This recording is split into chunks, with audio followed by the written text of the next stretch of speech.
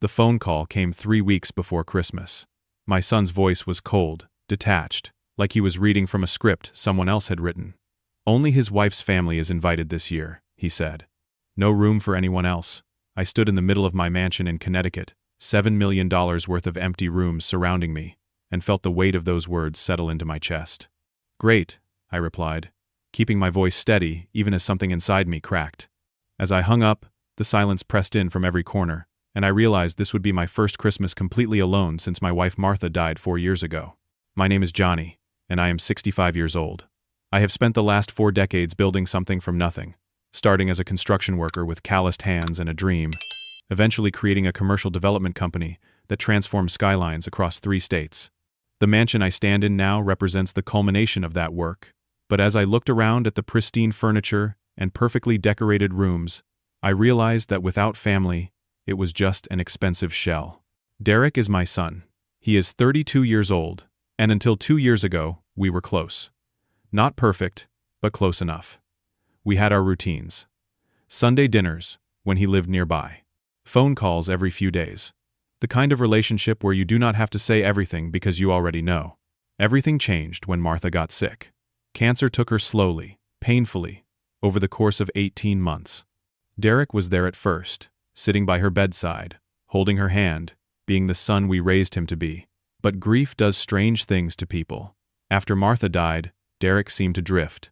He threw himself into work, into new relationships, into anything that would let him avoid the emptiness she left behind.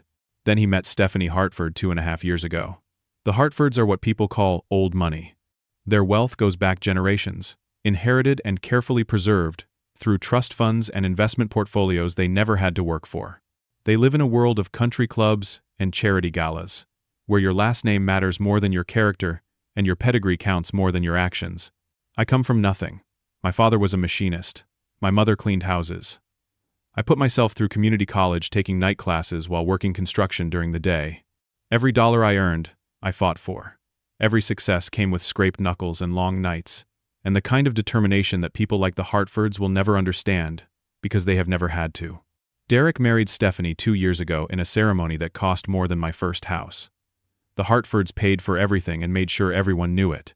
During the reception, Stephanie's mother made a comment about how nice it must be for Derek to finally experience real elegance. I smiled and let it go. Martha had just been gone for 2 years, and I did not want to cause problems for my son. But the comments did not stop. Over the next 18 months, I watched Derek slowly transform. He started using words like summer as a verb and making observations about wine vintages. He bought clothes from stores with names I could not pronounce. He traded his reliable sedan for a luxury car that cost more than I paid 3 of my employees in a year. I told myself it was just adjustment, just him finding his place in a new family. I told myself it would balance out. Then came the loan. Derek wanted to start his own real estate business, something separate from my company, something he could build himself. I respected that. I wrote him a check for $250,000. We had a promissory note, payment terms, everything legal and proper. He promised to pay me back within 3 years as the business grew. That was 18 months ago. He has not made a single payment. Every time I gently mentioned it, he had an excuse. The market was slow. He had unexpected expenses. He needed to invest more capital to grow. I never pushed hard because he was my son, and family comes first.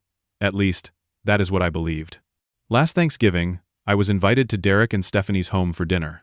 It was a formal affair with cloth napkins and multiple forks and the kind of stiff conversation that makes you forget you are supposed to be with family.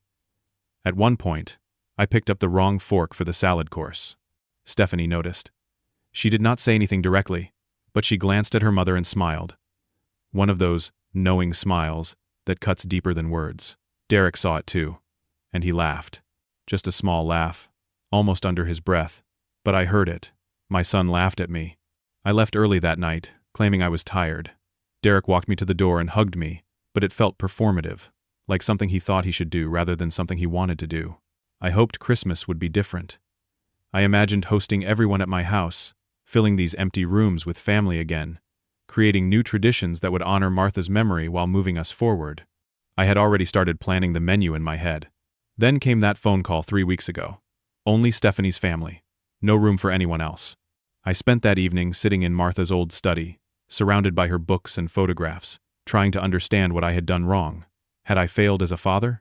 Had I been too focused on work when Derek was young? I knew I was not perfect, but I had tried. I had coached his baseball teams, attended every school play, paid for his entire education at Yale without him having to take a single loan. I thought I had given him a foundation. My phone buzzed. A text message from Claire, my daughter. She lives in California now with her husband Thomas, working as an environmental engineer. The message was short, but furious. "Did Derek really tell you that you cannot come for Christmas?" I called her immediately. She answered on the first ring, and I could hear the anger and hurt in her voice before she even spoke. "He told me the same thing, Dad," she said. "He said Stephanie's family does not want our side of the family there. Not you, not me, none of us. Like we are an embarrassment or something." The rejection I had felt suddenly doubled. This was not just about me. Derek was erasing our entire family, cutting off his own sister, rewriting his history to fit into the Hartford mold. Claire was crying now. "I am pregnant, Dad. 6 months. He knows this. He knows this would be my last Christmas before the baby comes, and he still does not want me there." Something inside me shifted in that moment. The hurt began transforming into something else. Not quite anger yet, but a determination. A refusal to let this rejection define who I was or what my family meant. "I am so sorry, sweetheart," I said. "This is not about you. This is not about us. This is about Derek losing himself." "What are we going to do?" she asked. I did not have an answer yet. But as I sat there in Martha's study, surrounded by memories of the family we used to be, I knew I would not spend Christmas alone and defeated. I would not let Derek's choice diminish the value of the people who actually cared. I made myself a promise that night. I would show my son exactly what he was missing. Not out of spite, but out of truth. He needed to see what real family looked like, what genuine connection meant, what he had traded away for acceptance into a world that would never truly accept him. The outline of a plan began forming in my mind. It was ambitious. It was expensive. It was absolutely necessary. I stayed on the phone with Claire for 2 hours that night. As we talked, she revealed things that made the situation even worse than I had imagined. "Derek has been telling the Hartfords that you were absent during his childhood," she said, her voice shaking with anger. "Stephanie mentioned it to me once, like it was just a fact. She said Derek had to raise himself because you were always working." The accusation hit me like a physical blow. Absent? I had rearranged my entire work schedule around Derek's life. I left job sites early to make his baseball games. I took him fishing every summer. I helped him with his homework every single night until he went to high school. I taught him to drive, to fix things with his hands, to treat people with respect, regardless of their bank account. How could he say that? I asked, though I already knew the answer. He was rewriting history to justify his choices, to make the Hartfords feel better about accepting him, to transform himself into a victim who had overcome a difficult childhood rather than a privileged young man who had every advantage. "There is more," Claire said quietly. "Thomas talked to Marcus last week. Marcus had been Derek's best friend since college. They had been inseparable through their 20s, the kind of friendship that survives distance and time. But I had not heard Derek mention Marcus in over a year. Marcus said Derek told him that Stephanie threatened to leave him if he did not cut ties with his lower-class family," Claire continued. Those were her exact words. "Lower class. Like we are something to be ashamed of." Marcus tried to talk Derek out of it, told him he was making a huge mistake, but Derek said he had already made his choice. He chose her. He chose them. I closed my eyes and tried to process this. My son, the boy I had raised to value character over status, was allowing his wife to erase his own family, and he was going along with it, not fighting, not defending us, just complying. The hurt was transforming now, crystallizing into something sharper, but I refused to let it become bitterness. Instead, I channeled it into purpose. "I am not going to let him ruin Christmas," I told Claire. "Not for me, not for you, not for anyone who deserves better." "What do you mean?" she asked. "I mean, I am going to throw the best Christmas celebration this house has ever seen. I am going to invite everyone who matters, everyone who has been there, everyone who understands what family actually means. And I'm going to show Derek exactly what he chose to miss." Claire was silent for a moment. Then she laughed, a sound that was half joy and half relief. "Can Thomas and I come?" she asked. "I know we are in California, but I can fly out. I want to be there, Dad. I want to be part of this." My throat tightened with emotion. "Of course you can come. You are always welcome," Always. We talked for another hour, planning, brainstorming, remembering happier times. By the time we hung up, I felt a sense of purpose I had not felt since Martha died. The next morning, I started making calls. My brother Frank was first. He is 62, divorced 3 years ago, living alone in a small apartment in Boston. We had drifted apart over the years, both of us too busy with our own lives. But he had always been there when it mattered. "Frank," I said when he answered, "what are you doing for Christmas?" He laughed, a tired sound. "Probably ordering Chinese food and watching old movies." "Why?" "Because you are coming here. I'm hosting Christmas, and I need family there. Real family." There was a pause. "Johnny, did something happen with Derek?" "I will tell you everything when you get here. Just say yes." "Yes," he said without hesitation. "Of course, yes." I called my longtime business partner Raymond.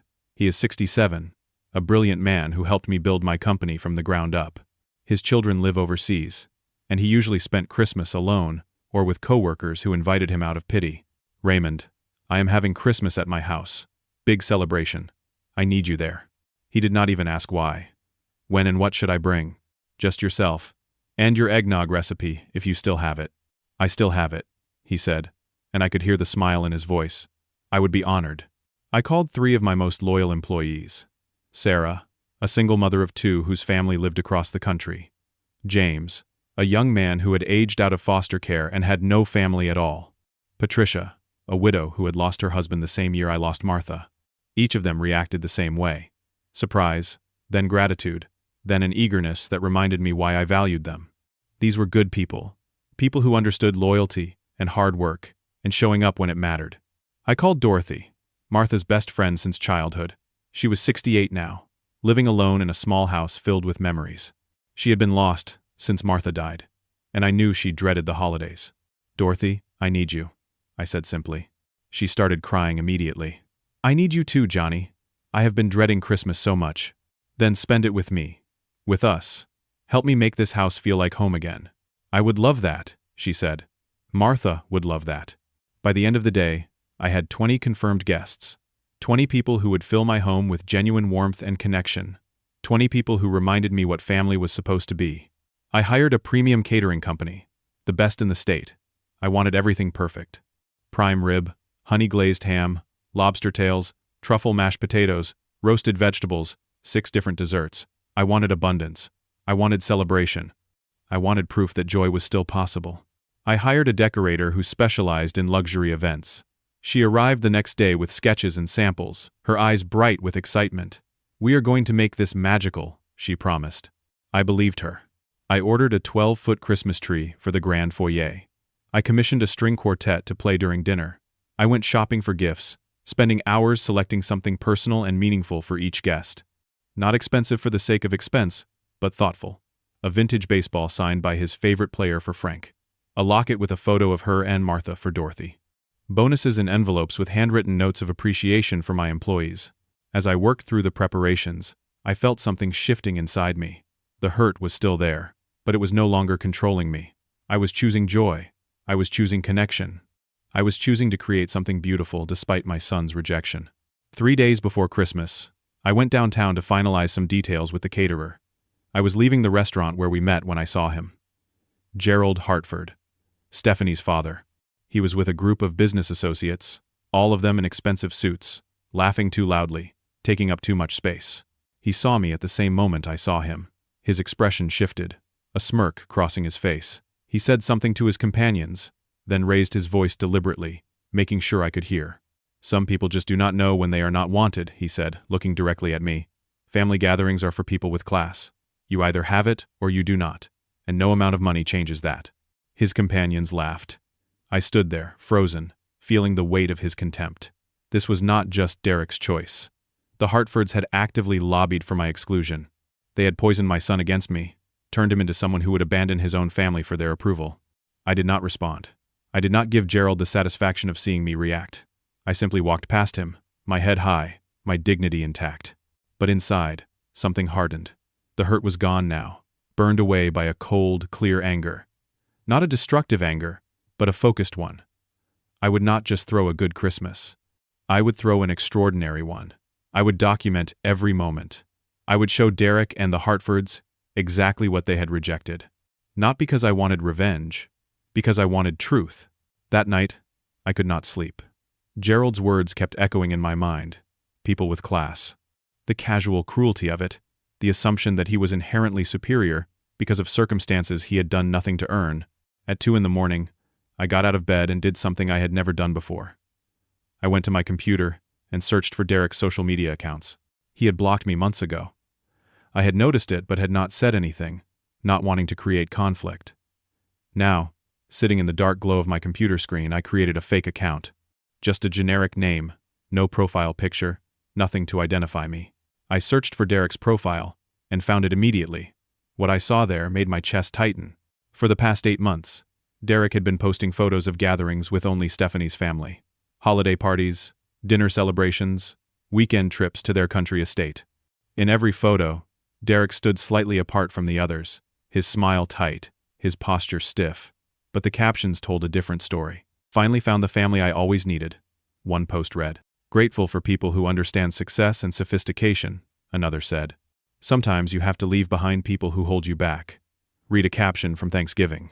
I scrolled through months of posts, each one a small betrayal, each one erasing me and Claire and our entire history. There were photos of expensive gifts the Hartfords had given them, a luxury car, designer watches, vacation photos from places I could never have afforded when Derek was growing up. But what struck me most was Derek's face in every single photo. He looked uncomfortable, trapped, like he was playing a role he had not quite mastered. His smile never reached his eyes. His laugh seemed forced.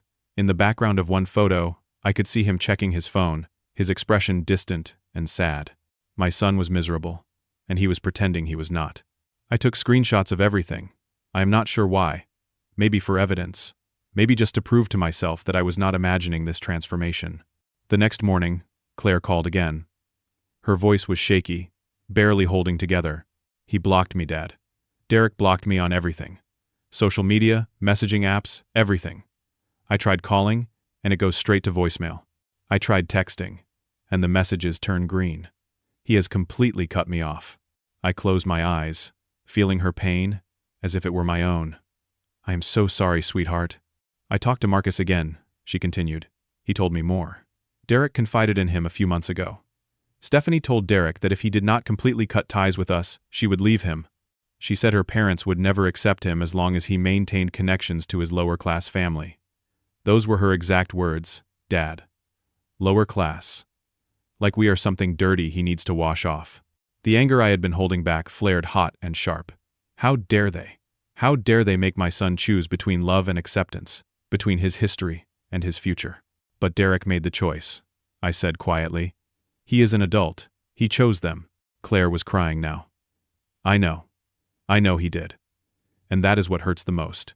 He chose people who treat him like a project over the family that actually loves him. We talked for another hour. I told her about my Christmas plans, about all the people who were coming, about the celebration we were creating. She told me about her pregnancy, about the baby kicks she was feeling, about the nursery she and Thomas were preparing. We found comfort in each other, the way family is supposed to. After we hung up, I sat in my study, looking at the photographs of Derek that lined the walls. Birthday parties where I had stayed up all night baking his favorite cake. Little League games where I had coached his team to the championship. His high school graduation where he had given a speech thanking me for being the best father a son could ask for. That boy was gone. Or maybe he had never really existed. Maybe I had been seeing what I wanted to see instead of what was really there. My phone buzzed. An email notification. I opened it and felt the ground shift beneath me. It was from a law firm I did not recognize. A certified letter, sent digitally for immediate delivery. The subject line read, "Regarding outstanding loan agreement." I opened the attachment with shaking hands. The letter was from Derek's attorney. It claimed that the $250,000 loan I had given Derek was actually a gift, an early inheritance verbally agreed upon. It demanded that I formally forgive the debt and cease any attempts at collection. If I refused, Derek would pursue legal action for harassment and emotional distress. The letter was dated 3 days after Derek had uninvited me from Christmas. This was not a spontaneous decision. This was calculated. Planned. Derek had consulted an attorney, drafted legal documents, and coordinated his financial theft with his social rejection. He was not just excluding me from Christmas. He was trying to rob me. I read the letter 3 times, each reading making the betrayal clearer. The legal language was deliberately intimidating, designed to make me back down, to make me think I had no recourse. There were phrases about verbal agreements and family expectations and the impropriety of a father demanding repayment from a son, but I had documentation, bank records, emails discussing payment terms, a promissory note with Derek's signature, witnessed and notarized. He had conveniently forgotten all of it, or more likely, he was hoping I would not fight back. I forwarded the email to my attorney, Harold Patterson. He had been my lawyer for 30 years, handling everything from business contracts to my will after Martha died. He was meticulous, ethical, and fiercely protective of his clients. He called me within an hour. "Johnny, this is garbage," he said without preamble. "Pure garbage. Derek has no legal standing whatsoever. We have ironclad documentation of that loan. If he wants to play this game, we will bury him in court." "I do not want to bury him," I said quietly. "He is still my son." "Then what do you want?" "I want him to understand what he has lost. I want him to see the difference between real family and the people he has chosen. I want him to wake up before it is too late." Harold was silent for a moment. "Then how do you want to handle this letter?" "Send a response. Formal, legal, clear. The loan stands. Full repayment is expected. Include copies of all documentation. Make it impossible for him to claim ignorance or misunderstanding. Consider it done. Johnny, I am sorry you are going through this." "Me too," I said. "Me too." That evening, I sat in Martha's study again. It had become my refuge, the one place where I still felt her presence. I pulled out photo albums, the old-fashioned kind with actual printed pictures glued to pages, and I went through them slowly. Derek as a baby, wrapped in a blue blanket, sleeping on my chest. Derek at age 5, missing his front teeth, holding up his first fish. Derek at age 10, in his Little League uniform, grinning with his whole face after hitting his first home run. Derek at age 18, in his cap and gown, hugging me after graduation. I remembered teaching him to ride a bike, running alongside him with my hand on the seat until he was ready to go alone. I remembered teaching him to swim, holding him in the water until he trusted himself to float. I remembered teaching him to drive, white-knuckling the passenger seat while he practiced parallel parking. I remembered his college graduation speech, standing in front of hundreds of people, talking about the values his mother and I had taught him: hard work, integrity, treating people with dignity regardless of their circumstances. He had cried during that speech, overwhelmed with gratitude and love. What happened to that young man? When did gratitude turn to shame? When did love become something to hide? The contrast between those memories and the legal letter on my desk was almost unbearable. My son had become someone I did not recognize. Someone who could look at everything I had given him and call it insufficient. Someone who could trade his family for status and consider it an upgrade. I closed the photo albums and made a decision. I would not fight Derek with lawyers and lawsuits, even though I could win. I would fight him with truth. I would show him, through my actions and my celebration, what he had chosen to abandon. I would document the joy he was missing.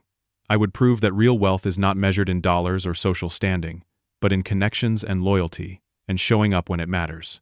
And if he never understood, if he never came back, at least I would know I had tried. At least I would know I had chosen love over bitterness, celebration over defeat. Christmas was 3 days away. I had work to do. The next morning, I took the legal letter to Harold's office downtown. He had already drafted a response, clinical and devastating in its precision. Every claim Derek's attorney made was methodically dismantled with evidence, documentation, and the kind of legal language that left no room for interpretation. "This will shut down any legal action immediately," Harold said, sliding the document across his desk. "But Johnny, I want you to know something. We could countersue. Fraud, defamation, breach of contract. We could make this very painful for Derek." I stared at the response letter, feeling the weight of the decision. Part of me wanted to fight, wanted to show Derek that there were consequences for betrayal. But a larger part of me still remembered the little boy in those photographs, the son who had once looked at me like I hung the moon. "Just send the response," I said. "Make it clear the loan stands, and we have documentation. But no countersuits. Not yet. Maybe not ever." Harold studied me for a long moment. "You are a better man than I would be in this situation. I am just a tired father trying to understand what happened to his son." I left Harold's office and drove home slowly. taking the long route through neighborhoods decorated with Christmas lights and inflatable snowmen. Families were out together, children bundled in winter coats, parents carrying shopping bags, normal life, normal Christmas preparations. The kind of simple joy that Derek was trading for something he thought was better. When I got home, the decorator and her team were already there, transforming my mansion into something magical. The 12-foot tree dominated the grand foyer, covered in lights and ornaments. Garlands wrapped the staircase. Candles flickered in every window. The house was coming alive in a way it had not since Martha died. "This is beautiful," I told the decorator. She smiled, her eyes bright with pride. "Wait until we are finished. This will be a Christmas people remember forever." "That is the goal," I said quietly. That evening, I sat in Martha's study, surrounded by her books and memories, and I tried to make sense of everything. How had we arrived at this place? What had I missed? What signs had I ignored? My phone rang. Derek's name appeared on the screen. I hesitated, my finger hovering over the answer button. Part of me wanted to ignore it, to let him feel what it was like to be shut out. But I could not do it. He was still my son. "Hello," I said. "Dad." His voice was strange, slurred and angry, and something else I could not identify. "Did you really send a legal response to my attorney?" "I did. You made a legal demand." I provided a legal answer. "That money was a gift," he said, his words running together. "You always said family comes first. Family does not charge family interest. I have never charged you $1 of interest, Derek. And that loan was never a gift. We had a contract. You signed it. You agreed to the terms. The Hartfords said you would do this. They said you would try to control me with money." "The Hartfords," I said slowly, "do not know anything about our relationship. They only know what you have told them. And apparently, you have been telling them lies." "I have not lied about anything. You told them I was an absent father. You told them I was lower class, and held you back. You have been rewriting history to make yourself look like something you are not." There was a long pause. I could hear voices in the background, music, laughter. He was at some kind of party. "I have to go," Derek said abruptly. "We will talk about this later." "Derek, wait."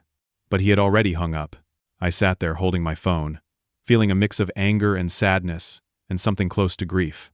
My son was at a party, probably at the Hartford estate, surrounded by people who judged him and found him wanting, and he was calling me to argue about money and lies. The next day was December 23rd, 2 days before Christmas. The house was nearly complete. The caterers had delivered enough food to feed an army. The musicians had confirmed their schedule. Claire was flying in that evening. Everything was coming together. But I felt hollow. The celebration would be beautiful, but it could not fill the space Derek had left behind. I spent the afternoon wrapping gifts, each one carefully selected, each one representing the connections that mattered. For Frank, the vintage baseball. For Dorothy, the locket. For Raymond, a first edition of his favorite novel. For each of my employees, bonuses that would make a real difference in their lives, along with handwritten notes thanking them for their dedication. As I worked, I thought about what Christmas was supposed to mean. Connection, generosity, gratitude, all the things Derek seemed to have forgotten. At 6 in the evening, I picked up Claire and Thomas from the airport. When I saw my daughter walking toward me, 6 months pregnant and glowing despite everything, I felt tears threaten. She ran to me and hugged me tight, her belly pressed between us. "I missed you, Dad," she whispered. "I missed you too, sweetheart." Thomas shook my hand, his grip firm and sincere. "Thank you for including us, sir. This means everything to Claire." "You are family," I said simply. "You are always welcome." We drove back to the house, and when Claire saw it, she gasped. The lights, the decorations, the sheer beauty of it all overwhelmed her. She started crying, hormones and emotion combining into something powerful. "This is what Derek is missing," she said. "This is what he chose to give up." That night, we had a quiet pre-Christmas dinner. Just me, Claire, Thomas, Frank, and Dorothy. 5 people around a table that could seat 20, but it felt full. It felt right. Frank told stories about our childhood, making everyone laugh with tales of trouble we got into. Dorothy shared memories of Martha, keeping her presence alive through words and love. Claire talked about her pregnancy, about the baby boy who would carry my name, about the future she and Thomas were building. For the first time in weeks, I felt genuine joy. Not happiness built on someone else's failure, but real contentment born from authentic connection. At 10 o'clock, my phone rang. Derek's name appeared on the screen again. I almost did not answer, but something made me pick up. "Dad." Derek's voice was thick, unmistakably drunk. I am at the Hartford Christmas Eve party. It is terrible. Everything is terrible. Derek, are you okay? No. No, I am not okay. These people hate me. They spend all night telling me everything I do wrong. My manners, my conversation, my education. Nothing is good enough. Stephanie just stands there and lets them criticize me. Then leave, I said. You do not have to stay there. He laughed. A bitter, broken sound. Yes, I do. I burned every bridge to get here. I ruined everything with you and Claire. I gave up my family for this. And you know what? It was not worth it. None of it was worth it. My heart was breaking for him, even through my anger. Then come home, Derek. Come here. Fix this. There was a long pause. I could hear his breathing, heavy and ragged. When he spoke again, his voice was different, smaller, younger. Why were you not enough, Dad? Why did I need more than what you gave me? Why could I not just be happy with who I was? The question hung in the air between us, painful and honest and too late. Before I could answer, the line went dead. He had hung up. I sat there in the quiet study, Claire and the others already asleep upstairs, and I felt something inside me crack open. My son was drowning, and I could not save him. He had to save himself. But the fact that he was finally asking the right questions gave me a small, fragile hope. Maybe it was not too late after all. I did not sleep that night. Derek's voice kept replaying in my mind. Why were you not enough? The pain in those words. The genuine confusion. The realization that he had traded something valuable for something worthless. By dawn on Christmas Eve, I had made my decision. I called Harold at his home, waking him early, but knowing he would understand. Send the formal response today, I told him. The full accounting. Every dollar I have spent on Derek over the years. Education, car payments, wedding expenses, the loan, all of it. I want him to see the numbers. I want him to understand what I invested in him. Harold was quiet for a moment. Johnny, that totals over $600,000. I know. Send it anyway. This is not about collecting that money. This is about waking him up. He needs to see, in black and white, what he has taken for granted. Consider it done. And Harold? The loan is due in full in 30 days. No extensions, no negotiations. If he cannot pay, we will discuss a payment plan, but only after he acknowledges the debt and commits to repaying it. Understood. This is the right move, Johnny. Tough love is still love. After I hung up, I felt a sense of clarity I had not felt in weeks. I was not being cruel. I was being a parent. Sometimes the most loving thing you can do is let someone face the consequences of their choices. The house began filling with activity. The decorator arrived with her team for final touches. The caterers came with warming trays and serving dishes. The musicians arrived to set up in the dining room. Frank and Dorothy were already in the kitchen, helping coordinate despite my protests. Claire came downstairs, her face bright despite the early hour. What can I do to help? Just be here, I said.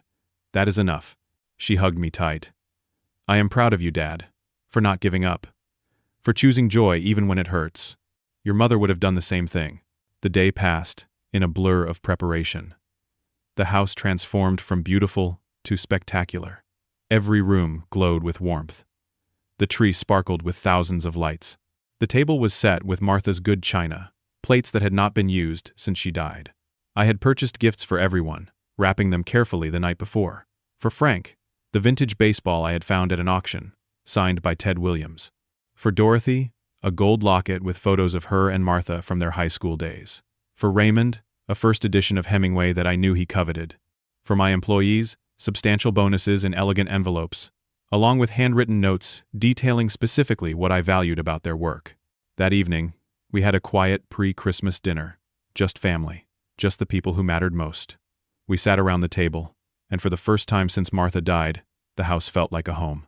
Frank led us in a prayer, his voice steady and sincere. Dorothy told stories about Martha that made us laugh and cry. Claire talked about the baby, about names they were considering, about the nursery they had painted yellow because they wanted it to feel like sunshine. As I looked around the table, I realized something profound. Family is not about blood. It is about choice. It is about showing up. It is about staying when things get hard. Every person at this table had chosen to be here, had chosen me, had chosen connection over convenience. Derek had been invited into this warmth. He had chosen differently. At 10 o'clock, my phone rang. Derek again. I looked at the screen, at my son's name glowing there, and I felt my resolve harden. I answered, Hello, Dad. His voice was thick with alcohol and emotion. I am at the Hartford Christmas Eve party. It is a disaster. An absolute disaster. I said nothing, just listened. Stephanie's parents spent the entire dinner criticizing me. My table manners, the way I hold my wine glass, my conversation topics, my education. Gerald said that Yale is barely Ivy League anymore, not like when he went to Princeton. He said I need to learn proper etiquette if I want to be part of their family. I closed my eyes, imagining my son sitting through that kind of systematic humiliation. Then they gave out gifts, Derek continued. Stephanie got a diamond necklace that probably cost $50,000. Her brother got a new car. Her cousins got designer watches. And me? They gave me a book on business etiquette and a gift certificate to a tailor so I can learn to dress properly. The cruelty of it took my breath away. What did Stephanie say? Nothing. She sat there and said nothing. She just smiled and thanked them for caring about my development. There was a pause. I could hear music in the background, fake laughter, the sound of people pretending to have a good time. And then Gerald announced that I will not be made partner in their firm after all. He said I need to prove myself first, starting as a junior associate at $60,000 a year. $60,000, Dad. That is less than I was making before. He said I should be grateful for the opportunity. I wanted to reach through the phone and pull my son out of that nightmare, but I could not save him. He had to save himself. I saw your post, Derek said suddenly. Your social media post. The photo of everyone around your table. Claire sent me more pictures too. Your house looks beautiful. Everyone looks so happy. So real. They are real, I said quietly. That is the difference. There was a long silence. When Derek spoke again, his voice cracked. Can I come over? Can I see you? I need to apologize. I need to fix this. Every instinct in me wanted to say yes, wanted to open my doors and my arms and welcome him home. But I knew this moment required something harder. Not tonight, Derek. Tonight is for the people who wanted to be here, the people who chose to be here. You made your choice. Now you need to live with it. Dad, please. Tomorrow we can talk. Tomorrow we can start figuring this out. But not tonight. Tonight you need to understand what you gave up. I hung up before he could respond, before my resolve could weaken. Claire was standing in the doorway, tears streaming down her face. That was the hardest thing I have ever done, I said. She came to me and hugged me tight. That was the most loving thing you have ever done. He needs to feel this. He needs to understand. We stood there for a long moment, father and daughter, holding each other up. Tomorrow was Christmas. Tomorrow would bring its own challenges. But tonight, I had held firm. I had chosen truth over comfort. I had loved my son enough to let him face consequences. And somehow, in that difficult choice, I felt closer to Martha than I had in 4 years. She would have been proud. Christmas morning arrived cold and bright, the kind of winter day that makes everything look sharp and clean. I woke early, before the sun, and walked through my house in the quiet. Every room glowed with warmth. Every surface reflected care and preparation. This was not just a house anymore. This was home. Guests started arriving at 11 in the morning. Frank came first, carrying a massive bowl of his famous eggnog, the recipe our grandmother had passed down 3 generations. Dorothy arrived next, wearing a red dress Martha had always loved, carrying a plate of cookies she had stayed up half the night baking. Raymond came with his wife, who I had not seen in years, both of them smiling and grateful. Then my employees arrived. Sarah with her 2 children, who immediately ran to explore the house with wide eyes and excited whispers. James, who had nowhere else to go, carrying a bottle of wine and looking overwhelmed by the beauty around him. Patricia, who hugged me tight and whispered thank you in my ear. By noon, 20 people filled my home with laughter and warmth and genuine connection. The kind of connection you cannot fake. The kind of joy you cannot buy. Claire and Thomas acted as hosts alongside me, making sure everyone felt welcome, introducing people who did not know each other, creating bridges between different parts of my life. Watching my daughter navigate the room, her hand resting on her pregnant belly, I felt a surge of pride so intense it almost hurt. At 1 o'clock, Frank led everyone in singing Christmas carols. His voice was rough but sincere, and soon everyone joined in. Even James, who claimed he did not know any carols, found himself humming along. The house rang with music and laughter, and the sound of people choosing to be together. At 2 o'clock, we sat down for dinner. The table stretched the length of my dining room, set with Martha's good china and crystal glasses that caught the light like prisms. The food was extraordinary. Prime rib cooked to perfection, honey-glazed ham that glistened, lobster tails arranged like art, truffle mashed potatoes that made people close their eyes with pleasure, roasted vegetables in colors that looked like paintings. But the food was not what made the meal special. It was the conversation, the stories, the way people listened to each other with genuine interest, the way laughter erupted naturally, not forced or performative, but real. I stood to give a toast, my glass raised, my heart full. Family is not just blood, I said. Family is who shows up, who cares, who stays. You are all here because you chose to be here. Because you understand what connection means. Thank you for being my family today. Thank you for reminding me what matters. Dorothy was crying. Frank had his arm around her shoulders. Claire was holding Thomas's hand so tight her knuckles were white. Around the table, people who had been strangers hours ago were now connected, brought together by intention and care. We spent the next 3 hours eating and talking and laughing. Sarah's children played hide-and-seek through the house, their joy infectious. Raymond told stories from our early days building the business, making everyone laugh at our mistakes and near disasters. Patricia talked about her late husband, keeping his memory alive through love and words. At 4 o'clock, we exchanged gifts. I had spent hours selecting something meaningful for each person, and watching their faces as they opened them was worth every minute of preparation. Frank held the vintage baseball like it was made of glass, his eyes wet with tears. Dorothy opened the locket and sobbed, holding the photos of her and Martha close to her heart. Each employee opened their envelope to find a bonus that would make a real difference in their lives, along with a personal note detailing exactly what I valued about their work. Then Claire stood, her hand on her belly, and made an announcement. "We know the baby's gender now," she said. "We are having a boy, and we want to name him after the strongest man we know." She looked at me. "We are naming him Johnny." The room erupted in cheers and applause. I could not speak, could not move, could only feel the overwhelming gratitude of being honored in such a profound way. As the afternoon faded into evening, I took photos and videos, not for show, not to prove anything, just to capture this moment, this feeling, this proof that joy was still possible even after loss and betrayal. At 5 o'clock, I posted a single photo to my rarely used social media account.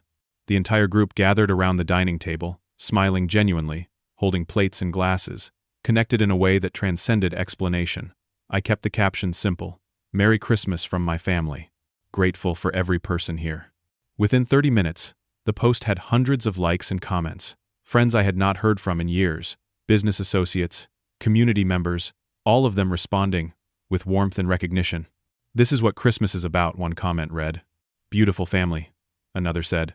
"You are blessed," wrote someone else. I read through the comments with Claire beside me, both of us marveling at the response. "People hunger for authenticity," she said. "They can tell the difference between real connection and performance." At 6 o'clock, my phone started ringing. Derek's name flashed on the screen. Once, twice, 3 times. I let it go to voicemail. Then it rang again. And again. 10 calls in 15 minutes. Finally, I answered. "Hello, Dad." Derek's voice was frantic, breaking, desperate. "I saw your post. I saw the pictures Claire sent. Dad, I made a terrible mistake. The worst mistake of my life." I said nothing, just listened. The Hartford Christmas was a nightmare. They criticized everything about me. My clothes, my manners, the way I talk, the schools I went to. They made me feel like I was nothing, like I would never be good enough no matter what I did. I closed my eyes, feeling his pain despite my anger. And then Gerald told me I would not be made partner. After everything I gave up, after I cut off my own family for them. He told me I would start as a junior associate at a salary that is barely enough to cover our rent. He said I should be grateful for the opportunity. "What did Stephanie say?" I asked. "Nothing." She sat there and said nothing. She has been telling me for months that if I just did everything her parents wanted, they would accept me. But they never will. I am never going to be good enough for them. Because I am not one of them. I never will be. There was a long pause. I could hear him breathing, ragged and broken. "I saw your post," he said again. Everyone looked so happy, so real. And I realized I traded that for this. I traded people who actually love me for people who see me as a project, as something to fix, as entertainment. "Derek," I said carefully, "why are you calling me?" "Because I want to come over. I want to see you. I want to apologize. I want to fix this. Please, Dad, please let me come home." Every instinct in me wanted to say yes. wanted to open my doors and welcome him back and pretend none of this had happened. But I knew this moment required something harder, something more honest. Not tonight, Derek. Tonight is for the people who wanted to be here, the people who chose to be here. But I am choosing you now. I am choosing family. After you already chose something else. After you excluded me and Claire and everyone who actually cared about you. After you tried to steal from me with that legal letter. After you rewrote history to make yourself look like a victim. You do not get to just walk back in, because your other choice did not work out. There was a long silence. When Derek spoke again, his voice was small and broken. I know I do not deserve forgiveness, but I am begging you anyway, please. Tomorrow, I said firmly. Tomorrow we can talk. Tomorrow we can start figuring out how to fix this. But tonight, you need to sit with what you have done. You need to feel what you gave up. You need to understand that choices have consequences. I hung up before he could respond, before my resolve could weaken. My hand was shaking. Claire appeared beside me, her eyes full of tears. That was the hardest thing I have ever done, I said for the second time in 2 days. That was the most loving thing you have ever done, she repeated. He needs to feel this, Dad. It is the only way he will learn. The party continued around us. People who did not know about Derek's call, who were just enjoying Christmas, just celebrating connection. Their joy was not diminished by my pain. Their laughter was not fake. This was real. This was what mattered. As the evening wound down and guests began to leave, each one hugged me and thanked me and told me this was the best Christmas they had ever had. Sarah's children drew me pictures. James wrote me a note, saying this was the first time he had felt like he belonged somewhere.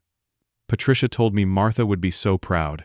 By 10 o'clock, only Claire, Thomas, Frank, and Dorothy remained. We sat in the living room, exhausted and full, and satisfied in a way that had nothing to do with food. You did something important today, Dad, Claire said. You showed all of us what family really means. I just threw a party, I said. No, Frank interjected. You created space for people to belong. You reminded us that we matter. That is not just a party. That is love in action. We sat together in comfortable silence, watching the lights twinkle on the tree, feeling the warmth of connection, understanding that we had created something meaningful. My phone buzzed. A text from Derek. Just 3 words. I am sorry. I did not respond. Not yet. Tomorrow would be soon enough. Tonight was for gratitude, for celebration, for choosing joy, even when it hurt. Tonight, I had won, not because I had defeated anyone, but because I had refused to let bitterness win. I had chosen love. I had chosen connection. I had chosen to create beauty in the face of rejection. And that, I realized, was the greatest victory of all. The days after Christmas were quiet. My guests had returned to their lives, carrying with them the memory of a celebration that reminded them what connection could be. Claire and Thomas stayed for a few more days before flying back to California, filling my house with laughter and plans for the future. Derek continued calling and texting. Short messages, desperate apologies, requests to meet. I read them all, but did not respond immediately. He needed to sit in the discomfort of what he had done. He needed to understand that forgiveness was not automatic, that rebuilding trust would take time and genuine effort. On December 28th, I finally agreed to meet him. Not at my house, which still felt sacred from Christmas, but at a quiet coffee shop downtown where we could talk without the weight of history pressing down on us. I arrived first and chose a corner table away from the windows. When Derek walked in 10 minutes later, I barely recognized him. He looked terrible, unshaven, exhausted, his expensive clothes rumpled like he had slept in them. His eyes were red and swollen. He looked like a man who had lost everything. He sat down across from me without ordering anything, his hands shaking as he placed them on the table. "Thank you for meeting me," he said, his voice hoarse. I nodded but said nothing, waiting. "I do not know where to start," he continued. "Everything I did was wrong. Everything I said was wrong. I betrayed you and Claire and everyone who actually cared about me. I traded my family for people who never really wanted me. I was an idiot. A selfish, stupid idiot." The words hung in the air between us. I studied my son, looking for genuine remorse, looking for understanding of what he had actually done. "Why?" I asked simply. "Why did you do it?" Derek closed his eyes, and tears leaked from the corners. "Because I thought they could give me something you could not. Status. Acceptance into a world I did not belong to. I thought if I could just become one of them, I would finally feel like I was enough. You were always enough, I said quietly. You were always more than enough. I know that now. But at the time, I believed Stephanie's parents. They made me feel like everything about my background was something to be ashamed of. Like you were something to be ashamed of. And I was weak enough to believe them. He opened his eyes and looked at me directly. I saw the pictures from your Christmas. I saw how happy everyone looked, how real it was. And I realized I traded that for a performance. For people who spent Christmas tearing me apart. Who made me feel worthless while giving me a book on etiquette and telling me to be grateful. What did Stephanie say about all this? Derek's expression hardened. She said I was overreacting. That her parents were just trying to help me improve myself. That if I was not happy, maybe I should consider what I was doing wrong. She defended them over me. The marriage is in trouble, I said. It was not a question. The marriage is over, Derek replied. I cannot be with someone who sees me as a project instead of a partner, who values her parents' approval more than my dignity. I am filing for divorce. I felt a complicated mix of emotions. Relief that my son was finally seeing clearly. Sadness that his marriage was ending. Worry about what came next. The legal letter? I said. The one demanding I forgive your loan. Derek flinched.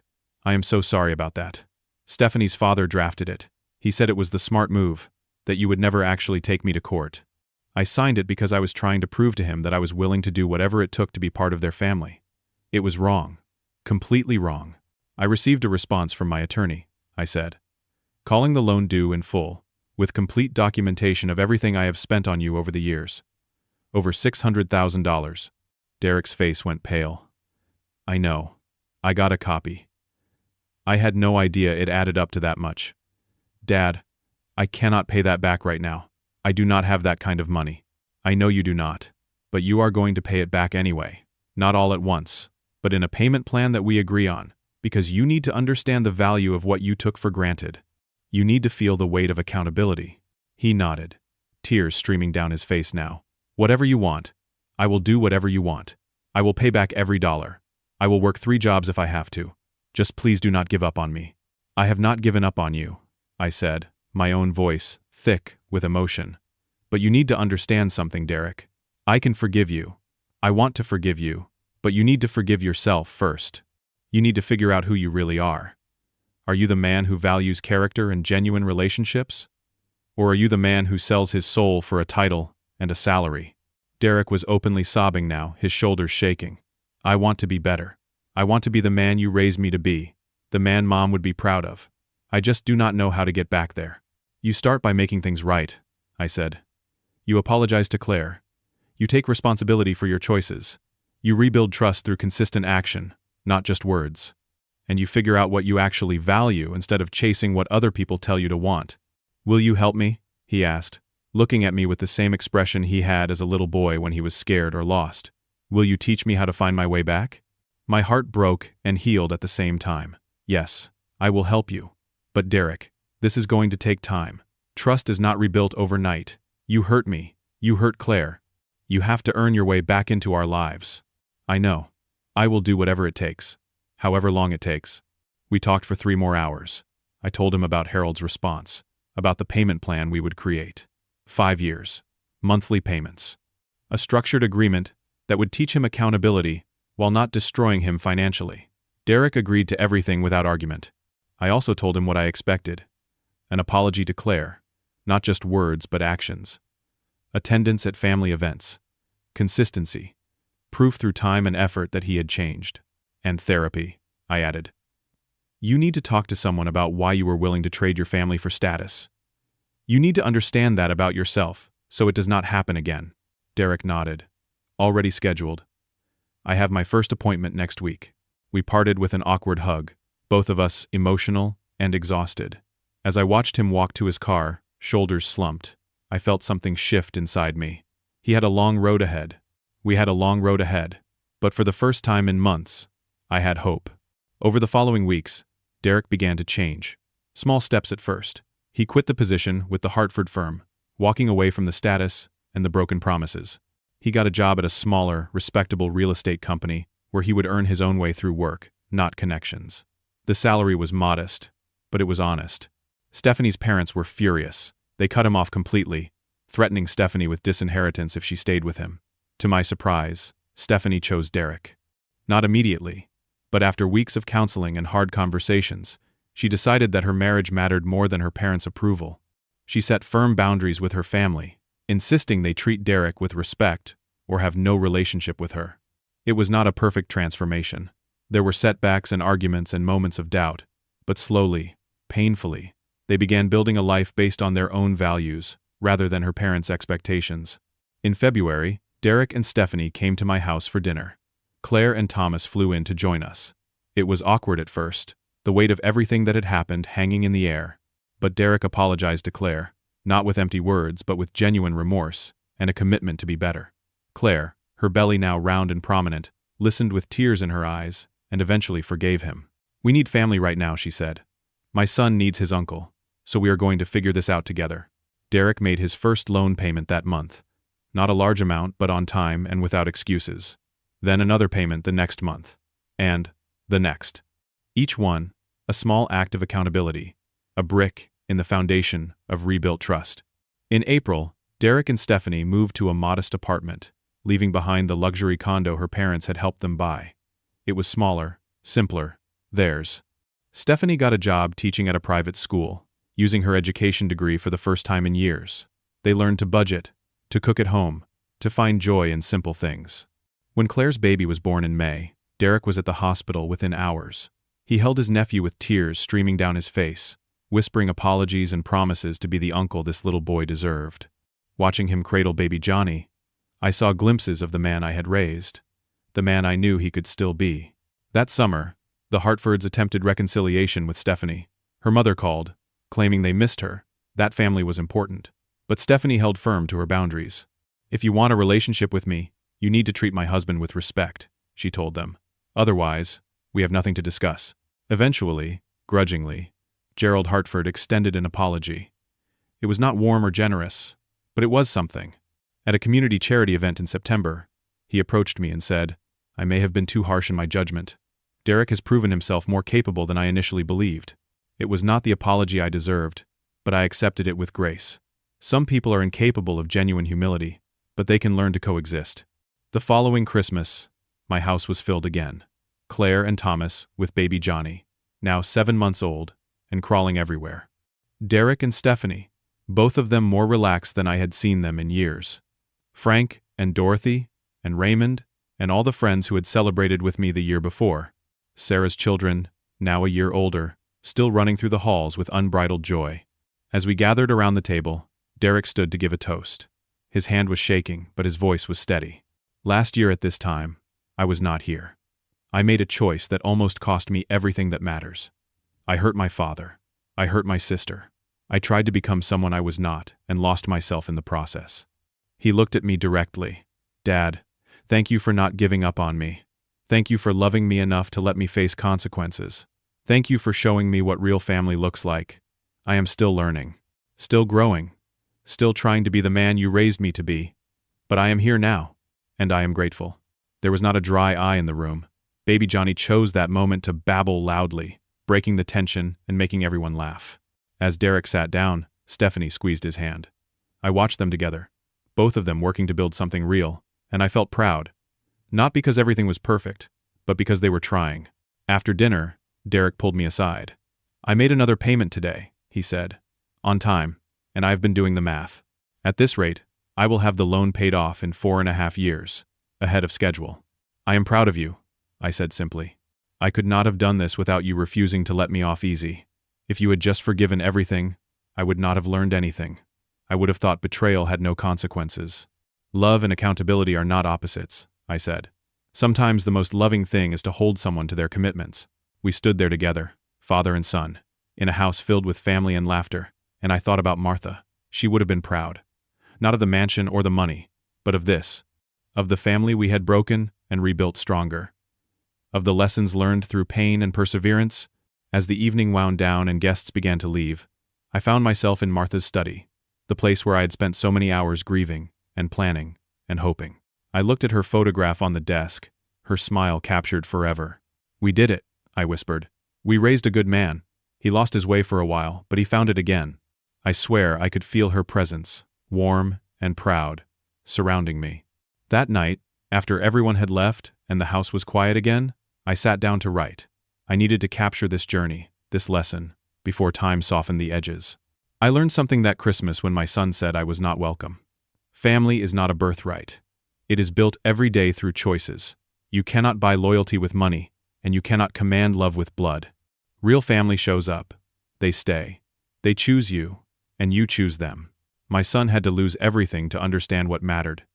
He had to feel the weight of his choices, the pain of betrayal, the loneliness of pursuing status over substance. And I had to open my home to friends and chosen family to remember that love multiplies when you give it freely. The greatest gift I ever received was not wrapped in paper. It was watching my son find his way back home. Not to my house, but to himself. It was witnessing his transformation from someone who valued appearance over character to someone who understood what actually mattered.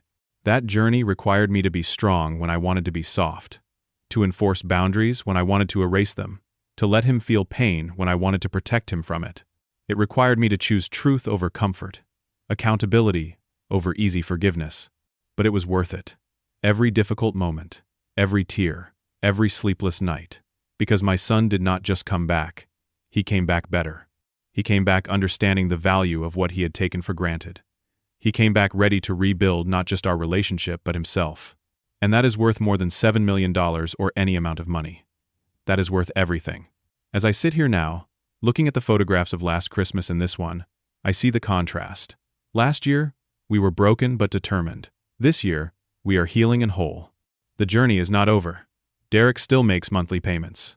He still struggles sometimes with old insecurities. But he is present. He is accountable. He is becoming the man I always knew he could be. To anyone listening to this story, I want you to understand something. Betrayal by someone you love is one of the deepest pains you can experience. When it comes from your own child, it cuts even deeper. But pain is not the end of the story.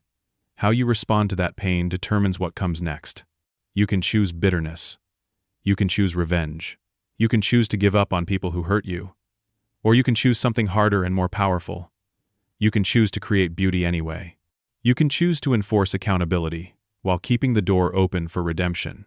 You can choose to love people enough to let them face the consequences of their choices. That Christmas, when I filled my house with 20 people who chose to be there, I was not trying to make Derek jealous or punish him with exclusion. I was trying to remind myself that joy was still possible, that connection was still real, that family extended beyond blood to include anyone willing to show up. The fact that Derek saw those pictures and recognized what he had lost was not my revenge. It was his awakening, and I am grateful for it. Today, as I watch my grandson crawl across the floor, as I see my son playing with him and teaching him the same lessons I once taught Derek, I feel hope. The cycle continues, but this time with wisdom earned through pain and growth. This is what family means. Not perfection, not the absence of mistakes, but the willingness to keep trying, to keep showing up, to keep choosing connection even when it is hard. My son said I was not welcome for Christmas, and in that rejection, I found something unexpected. I found my own strength. I found my chosen family. I found the courage to enforce boundaries while keeping my heart open. And eventually, I found my son again, not as he was, but as who he could become. That is the greatest Christmas gift of all. So let me ask you something. Have you ever been rejected by someone you love? Have you ever had to choose between easy forgiveness and loving accountability? What would you do if faced with a choice like mine? Would you open the door immediately, or would you let someone sit with the consequences of their actions? I would love to hear your thoughts in the comments below. Share your stories, your struggles, your wisdom. We learn from each other's journeys. And if this story resonated with you, if it reminded you of the power of choosing joy even in pain, please consider liking this video and subscribing to this channel. Share it with someone who might need to hear that redemption is possible, that families can heal, that love is stronger than betrayal. Thank you for listening to my story. Thank you for being part of this community where we share our pain and our hope and our hard-won wisdom. May your holidays be filled with the kind of family that matters, the kind that shows up, the kind that stays, the kind that chooses you every single day. Merry Christmas. And may you always have the courage to choose love, even when it is hard.